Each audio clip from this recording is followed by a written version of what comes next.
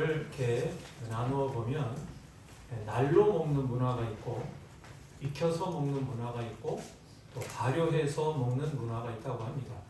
그 중에서 우리 한국 음식 문화의 특징은 발효해서 먹는 것입니다. 오래 기가 묵혀서 다시 말하면 발효해서 먹는 음식이 우리 한국에는 발달되어 있습니다. 가장 대표적인 것이 김치죠. 물론 겉절이라고 해서 그냥 양념해가지고 바로 먹는 것도 있긴 있지만 보통 김치는 담가서 한 몇 주 정도 지나서 먹어야 맛도 좋고 건강에도 좋습니다. 청국장도 발효 음식이고 또 고추장이나 된장도 마찬가지입니다. 이런 음식은 오래되어야 깊은 맛이 나고 또 오래되어야 제대로 된 맛을 즐길 수가 있습니다. 그렇지만 오래 두면 맛이 없는 음식도 있습니다. 그럼 밥은 지어서 바로 먹어야 맛있지 오래 놔두어서 식은 다음에 먹으면 그 밥이 맛이 없습니다. 또 떡도 그렇지 않습니까? 떡을 해서 바로 먹어야 맛있지 떡을 오래 두면 그 떡이 뻣뻣해져서 딱딱해져서 맛이 없습니다. 여러분 알다시피 저는 강원도에서 자랐는데 강원도 하면 생각나는 농작물이 뭡니까? 네, 감자죠. 제가 어릴 때 어머니가 해주시는 우리 감자전, 감자떡을 좀 먹었는데요. 이 감자전 따뜻하게 바로 구워서 먹어야 맛있지. 감자전이 아무리 맛있어도 구워놓고 한 하루 뒤에 다 식은 다음에 먹으면 도대체 무슨 맛인지 알 수가 없습니다. 감자떡은 더합니다.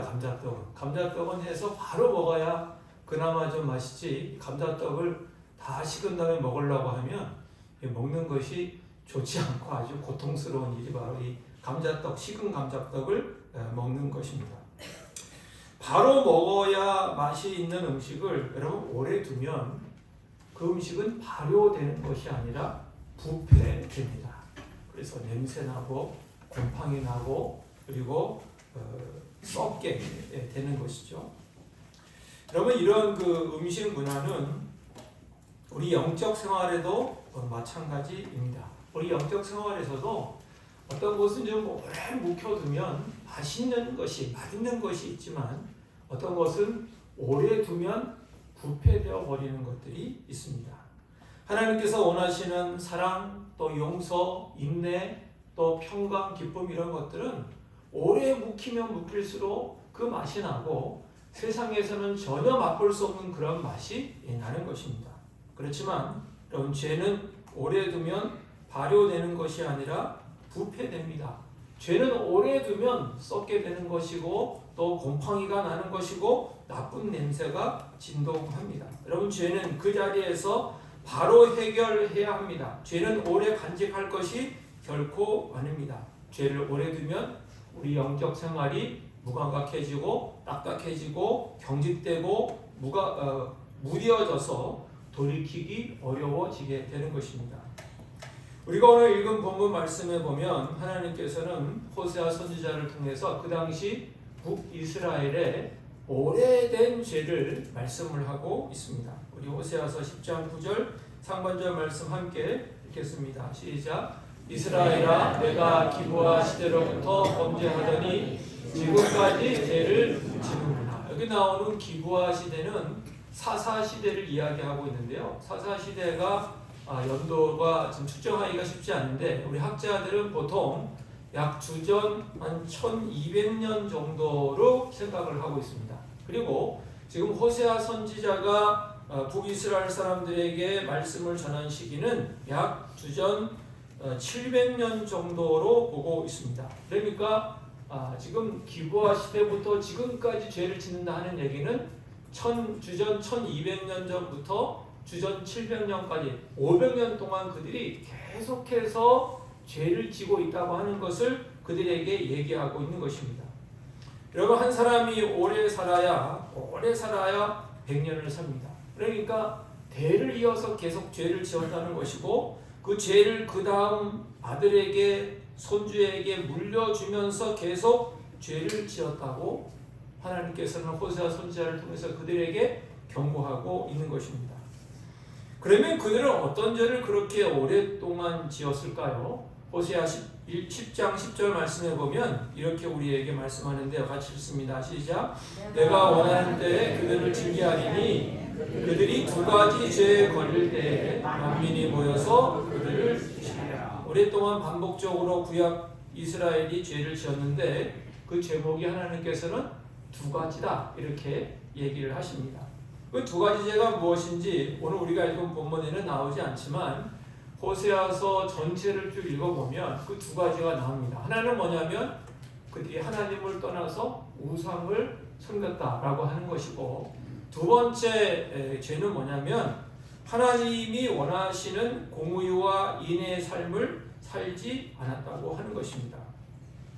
우리가 알고 있는 것처럼 구약 이스라엘 백성들은 하나님의 은혜로 종살이 하던 애굽에서 나와서 하나님의 인도하신 가운데 광야를 거쳐서 약속의 땅 가나안에 들어갔습니다. 모든 것이 하나님의 은혜였고 하나님의 주도하심이었고 하나님의 주권적인 은혜 가운데 그들은 종살이에서 자유민이 되고 그리고 하나님이 약속하시는 그 축복의 땅에 들어가게 되었습니다. 그런데 안타까운 것은 가나안에 들어간 구약 이스라엘 백성들은요 하나님을 잊어버립니다. 그리고 그 가나안 사람들이 섬겼던 풍요의 신을 섬기기를 시작했습니다. 여러분, 가나안의 신은 풍요의 신으로서 사람들에게 풍요는 약속했지만 사람들에게 공의나 인애는 말하지도 않았고 요구하지도 않았습니다. 그에 따라서 하나님을 떠나 가나안의 신을 섬기던 구약 이스라엘 사람들은요 풍요만 원하고 공의와 인애의 삶에는 무관심했던 것입니다. 구약 이스라엘의 오래된 죄, 반복적으로 지은 죄는 뭐냐면 하나님을 떠나서 우상을 숭배했고 그에 따라서 그들은 인애와 공의의 삶을 살지 않았다고 하는 것입니다. 하나님께서 사랑하시는 성도 여러분, 혹시 우리들에게도 오래된 죄가 있습니까? 바로 끊어내지 않아서 방치해서 지금까지 우리들의 삶에 달라붙어 있는 그런 죄들이 있습니까? 바로바로 버려야 하는데 지금까지 보관하고 있는 죄가 있습니까? 바로 돌아서야 하는데 반복적으로 이어지고 있는 죄가 우리 삶 가운데 있습니까? 몇 년 아니 몇십 년 동안 해결하지 못한 죄가 혹시 우리 마음 가운데 있습니까? 어떤 사람에게는 습관적이고 은밀한 죄가 있을 수가 있습니다. 술에 또는 담배에 또는 음란물에 중독되기도 합니다. 또는 거짓말이 습관이 되어서 그냥 양심이 무뎌지기도 합니다. 감정을 조절하지 못해서 말로 다른 사람들에게 상처를 입히기도 합니다. 또 어떤 사람은 마음의 태도와 관련된 죄를 지을 수가 있습니다. 자신을 높이고 타인을 무시하기도 하고 또 다른 사람을 판단하고 정죄하는 습관이 있을 수 있습니다. 하나님보다는 돈과 성공을 우선시하는 삶의 방식에 젖어 있을 수도 있습니다. 어떤 사람은 관계 속에서 반복되는 죄가 있을 수가 있습니다. 과거의 상처를 계속 붙잡고 살아가기도 합니다. 주변의 고통과 피로를 외면하기도 합니다. 하나님의 말씀에 대해서 지속적으로 무시하고 불순종하기도 하는 것입니다. 여러분, 우리는 이러한 죄, 오래 지속되는 죄, 반복적으로 짓는 죄, 습관적으로 나오는 죄에서 어떻게 벗어나고 이것을 어떻게 끊어버릴 수 있을까요? 오늘 본문을 보면 우리에게 세 가지를 말씀을 하고 있습니다. 첫 번째는 묵은 땅을 기경하라고 하는 것입니다. 오늘 말씀 12절 중반절에 보면 이렇게 우리에게 말씀하고 있는데 같이 읽을까요? 시작! 너희 묵은 땅을 기경하라. 우리가 잘 알고 있는 것처럼 묵은 땅은 오랫동안 농사하지 않은 땅을 이야기합니다. 옛날에 먹고 살기 힘들 때는 이렇게 농사하지 않는 땅이 거의 없었는데 요즘에는 농사하지 않는 땅이 꽤 있는 것 같습니다. 이 교회 주변에도 보니까 봄이 됐는데도 그냥 가만히 놔두는, 농사를 하지 않겠다는 뜻을 이렇게 보여주는 그런 묵은 땅들이 있습니다. 이런 묵은 땅이란 그 땅 주인이 돌아보지 않는 땅입니다. 그래서 딱딱해져 버린 땅을 이야기합니다. 묵은 땅을 기경하라고 하는 것은 그 땅을 돌보라는 것이고, 딱딱해진 땅을 갈아엎어서 곡식을 심을 수 있도록 그 땅을 부드럽게 하라고 하는 것입니다. 이것을 우리 심령과 마음에 적용하면 하나님께서 우리에게 너희의 묵은 마음을 귀경하라고 하는 것은 우리의 심령과 마음을 돌보라고 하는 것이고, 우리의 마음을, 굳어진 우리의 마음을 좀 부드럽게 하라고 하는 말씀입니다. 자신의 심령을 내버려 두지 말고 팽개쳐 두지 말고 관심을 가지고 좀 너희의 그 영적인 심령과 마음을 좀 돌아보라고, 그리고 돌보라고 말씀하십니다. 그것을 돌아보아서 너희 심령과 마음을 부드럽게 하라고 하는 것입니다. 어떻게 우리 심령과 마음을 부드럽게 할 수 있을까요? 우리의 심령과 마음을 부드럽게 한다는 것은 상한 심령이 되는 것을 이야기하는 것입니다. 우리 시편 51편 17절에 보면 이렇게 우리에게 말씀하시죠. 우리 같이 읽겠습니다. 하나님께서 구하시는 제사는 상한 심령이라, 하나님이여 상하고 통회하는 마음을 주께서 멸시하지 아니하시리이다. 오래된 죄를 내버려 두지 말고 자신의 영적 상태를 돌아보고 상하고 통회하는 마음을 가지고 자기의 오래된 죄를 좀 아파하고 슬퍼하라고 주님께서 말씀하고 있습니다. 우리 사랑하는 성도 여러분, 하나님께서는 상한 심령과 통회하는 심령을 바라고 원하십니다. 과거의 죄악이 현재에도 반복되지 않도록 끊임없이 우리의 심령과 마음을 돌아볼 수 있기를 원합니다. 상한 마음으로 오래 지속되는 죄를 회개하고 반복되는 죄에서 벗어날 수 있는 우리 모든 믿음의 사람들이 되시기를 예수님의 이름으로 간절히 축복합니다. 두 번째, 우리는 어떻게 오래된 죄에서 벗어날 수 있는가? 두 번째, 오늘 본문에 보면 공의를 심고 인애를 거두라고 말씀합니다. 우리 12절 우리 상반절에 이렇게 말씀하고 있는데 같이 읽습니다. 시작. 너희가 자기를 위하여 공의를 심고 인애를 거두라. 딱딱한 땅을 갈아엎어서 부드럽게 하는 선에서 끝내지 말고 거기에 하나님이 원하시는 것을 심으라고 말씀합니다. 여러분, 땅을 갈아엎어서 그냥 놔두면 어떻게 됩니까? 아무것도 안 심으면 거기에는 자시, 잡초가 무성하게 됩니다. 딱딱한 땅을 갈아서 부드럽게 하였으면 거기에 무언가 좋은 것을 심어야 합니다. 감자를 심든지 고구마를 심든지 콩을 심든지 뭔가 심어야 그 다음에 거기에서 열매를 거둘 수가 있는 것입니다. 우리의 마음과 또 마찬가지입니다. 통회하고 상한 마음과 심령으로 오래된 죄를 아파하고 슬퍼하는 정도에서 머물지 말고 우리 심령과 마음에 하나님이 원하시는 것을 심으라. 오늘 본문에는 인애를 심고 공의를 심으라고 우리에게 말씀하고 있습니다. 그래야 반복되는 죄를 끊을 수가 있다는 것입니다. 여기 공의는 우리 보통 올바름, 또 의로움 이렇게 생각을 하는데, 성경적인 뜻은 생각이나 뜻이 하나님의 뜻에 합치하는 것을 이야기합니다. 그러니까 하나님 마음에 맞게 생각하고 하나님의 마음에 맞는 것을 내 마음에 담아서 하나님의 마음에 합한 그 삶을 살아가는 것을 공의다, 이렇게 이야기합니다. 그리고 이 인애라고 하는 것은 하나님께 대해 사용될 때는 하나님의 사랑, 하나님의 자비, 하나님의 긍휼하심 이런 것을 이야기하지만, 이 인애가 사람에게 사용될 때는 하나님을 향한 순결과 헌신, 그리고 사람들에 대해서는 친절히 대하고 다른 사람을 존중해 주는 것을 이 인애라고 얘기합니다. 하나님에 대해서 순전한 헌신의 마음을 가지고 내가 만나는 사람들에게도 친절을 베풀고 내가 만나는 사람들을 존중해 주라고 하는 것입니다.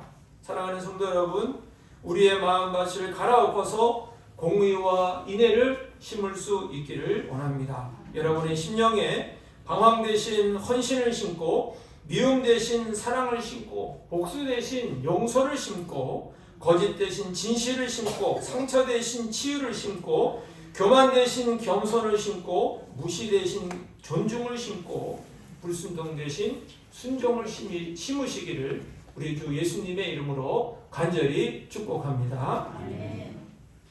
마지막 세 번째는 이것을 지금 하라고 하나님께서는 말씀하십니다. 우리 12절 중반절에 이렇게 되어 있습니다. 같이 읽습니다. 시작. 지금이 곧 여호와를 찾을 때니. 하나님께서는 지금 하라고 하십니다. 지금 여호와를 찾으라고 말씀하십니다. 지금 묵은 땅을 갈아엎어서 부드럽게 하고 그 땅에 지금 공의와 인애를 심으라고 말씀하십니다. 다음으로 미루지 말고 지금 하라고 하는 것입니다. 망설이지 말고 지금 하라고 하는 것입니다. 포기하지 말고 지금 하라고 주님께서 말씀하십니다. 재미있는 이야기인데요. 어떤 할아버지 할머니가 이제 그 핸드폰 카톡을 배우셔가지고 이제 카톡을 이렇게 하시게 됐답니다. 그래서 새로 배우니까 재밌으셔가지고 할아버지가 할머니한테 카톡을 보내셨는데 뭐라고 카톡을 보냈냐면, 여보, 이 세상에서 가장 소중한 3가지 금이 뭔지 알아? 이렇게 이제 카톡을 보냈어요. 할아버지는 뭘 생각했냐면 황금, 소금, 지금 이 3가지가 세상에서 중요한 3가지 금이다라고 생각을 하고 할머니한테 이렇게 슬쩍 이렇게 카톡으로 물어봤어요. 한참 뒤에 할머니가 카톡으로 답을 왔는데 뭐라고 답을 왔냐면 현금, 지금, 입금 이렇게 답을 왔다고 합니다. 할아버지가 어쩔 수 없이 현금, 조금, 입금했다고 하는 그런 이야기가 있습니다. 지금이 중요합니다.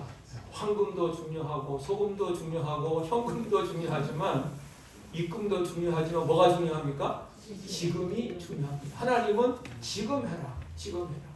미루지 말고 망설이지 말고 내일로 다음으로 미루지 말고 지금 상한 심령으로 통회하고 지금 그 심령에 인애와 공의를 심으라고 주님께서는 말씀하십니다. 우리가 알고 있는 러시아의 대문호 톨스토이는 이런 얘기를 했다고 하지 않습니까? 당신에게 가장 중요한 때는 지금이고 당신이 하는 가장 중요한 일은 지금 하는 일이고 당신에게 가장 중요한 사람은 지금 만나고 있는 사람이다. 이런 얘기를 했다고 합니다. 사랑하는 성도 여러분, 아무리 죄가 오래되었더라도 지금 바로 회개하고 지금 바로 하나님의 마음을 품을 수 있기를 예수님의 이름으로 간절히 축복합니다. 아멘. 왜 지금 해야 할까요? 호세아 선지자는 당시 구약 이스라엘 백성에게 왜 지금 하라고 했을까요? 그 이유는 12절 하반절에 나옵니다. 이렇게 되어 있는데요. 같이 읽습니다. 시작. 마침내 여호와께서 오사 공의를 빛처럼 너희에게 내리주시리라. 하나님께서 오셔서 공의를 소낙빛처럼 내려주시기 때문에 지금 하라고 얘기합니다. 하나님께서 도와주시고 하나님께서 이루어 주시겠다고 하는 것입니다.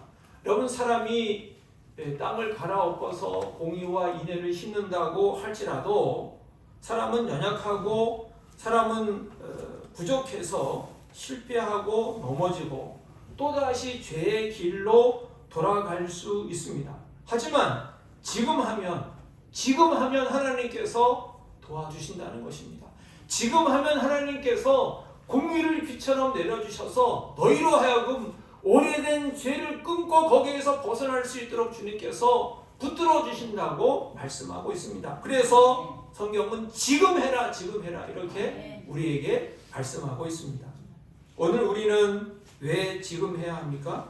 그것은 오늘이 종려주일이고 내일부터는 고난주간이 시작되기 때문입니다. 우리를 위해 십자가를 지신 그 주님의 십자가의 은혜가 그 은혜를 기억하고 기념하는 그 시기가 지금이기 때문에 우린 지금 오래된 죄를 끊고 벗어나야 한다고 하는 것입니다. 로마서 6장 6절 7절에 보면 이렇게 우리에게 말씀합니다. 우리 같이 읽어보겠습니다. 우리가 알거니와 우리의 옛사람이 예수와 함께 십자가에 못 박힌 것은 죄의 몸이 죽어 다시는 우리가 죄에게 종노릇하지 아니하려 함이니 이는 죽은 자가 죄에서 벗어나 의롭다 하심을 얻었습니다. 십자가에 달리신 예수님께서 우리를 도와주시고 우리로 하여금 죄의 종노릇에서 벗어날 수 있도록 주께서 도와주시기 때문에 그것을 이루어 주시기 때문에 지금 하라고 말씀하십니다. 아무리 오래된 죄라도 십자가에서 그 값을 치르시고 우리를 용서하시고 새로운 은혜의 길로 가게 하시기 때문입니다. 여러분, 오늘 성찬에 참여하면서 또 고난주간을 지나면서 정말 우리의 오래된 죄악들, 그동안 끊어내지 못하고 계속 간직하고 붙들고 왔던 그 죄악들을 다 끊어내고 그리고 거기에 하나님의 마음을 심어서 의의 열매를 맺고 인의 열매를 맺을 수 있는 우리 모든 믿음의 사람들이 될 수 있기를 주의 이름으로 축복합니다. 하나님께 사랑하시는 성도 여러분, 우리 부족하고 연약하여 누구나 해결되지 않은 오래된 죄가 있습니다. 잘 해결되지 않는다고 포기하거나 방치하지 마시고 시도할 수 있기를 바랍니다. 딱딱한 심령을 갈아서 부드럽게 하고 거기에 하나님께서 원하시는 인애와 공의를 심을 수 있기를 바랍니다. 그 과정은 물론 우리의 힘만으로 이루어지지 않습니다. 예수님의 십자가에서 하나님께서 치르신 공의와 부어주신 인애, 즉 우리를 위한 완전한 용서와 회복의 은혜가 우리 가운데 역사할 때 그것이 이루어지게 될 줄로 믿습니다. 예수님이 십자가에 달리시는 고난주간과 다시 사시는 부활절에 우리가 지속되는 죄에서 벗어나 하나님의 구원과 하나님의 사랑 안에서 새 생명을 누리는 복된 삶을 살아갈 수 있는 우리 모든 믿음의 사람들이 다 되시기를 예수님의 이름으로 간절히 축복합니다. 기도하겠습니다. 하나님 아버지, 감사합니다. 주님께서 우리에게 은혜를 내려주셔서 감사합니다.